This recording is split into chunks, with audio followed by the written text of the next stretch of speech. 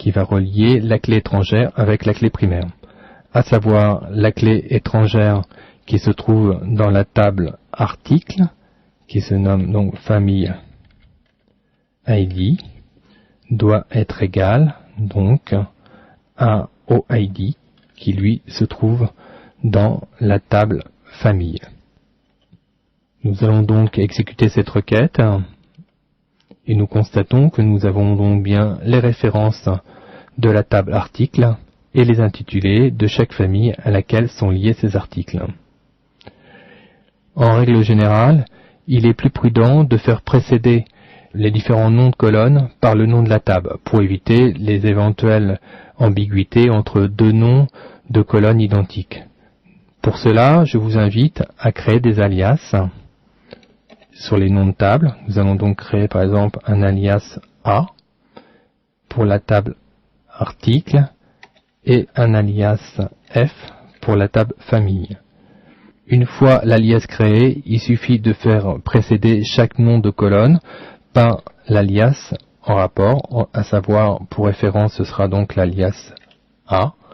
Ensuite, pour intitulé, il s'agit de l'alias F, puisque intitulé est donc un nom de colonne de la table famille. Nous pouvons aussi utiliser ces alias pour les résultats générés, à savoir dans la clause where, donc famille ID étant donc un nom de colonne de la table article, nous allons le faire précéder d'un A. En ce qui concerne la clé primaire ID, il s'agit de la clé primaire de la table famille et nous allons la faire précéder de l'alias F. Nous allons donc tester cette nouvelle requête qui devrait théoriquement générer le même résultat. Il est aussi possible évidemment de coupler des requêtes de jointure comme nous venons de le voir avec une clause de jointure. Cette clause de jointure est ici, elle matérialise en fin de compte la liaison qu'il y a entre les deux tables. Nous pouvons donc coupler cette clause de jointure avec une autre clause qui permettrait par exemple de filtrer les articles comportant, par exemple nous pourrions filtrer les articles dont le prix est supérieur à 400 comme nous l'avions fait tout à l'heure. Donc nous allons ajouter, donc pour prix se trouve donc dans la table article, nous allons le faire précéder de A. Nous allons donc indiquer prix et nous allons donc chercher les prix supérieurs à 400. Voilà. Donc si nous validons ces informations, nous allons donc retrouver les deux articles que nous avions précédemment, dont le prix est supérieur à 400, avec les informations issues de la table article et les informations aussi issues de la table famille, et tout cela grâce à notre requête de jointure via la clause que nous avons saisie ici.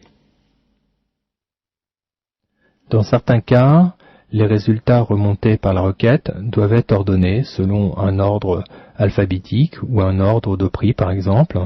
Nous allons donc récupérer une requête basique que nous avions au début. Donc nous allons tout sélectionner par rapport à la table article. Nous allons déjà valider cette première requête pour nous rappeler le résultat que nous avions. Vous voyez qu'ici, par exemple, les différents articles sont classés par rapport à leur ordre d'insertion dans la base. Nous, ce que nous désirons, c'est remonter un jeu d'enregistrement dont les articles soient classés par prix, par exemple. Donc, il est possible d'ordonner cela en utilisant donc cette fois la clause order by et en indiquant que l'on désire ordonner les résultats par rapport à leur prix. Si nous testons donc cette nouvelle requête, nous apercevons que les résultats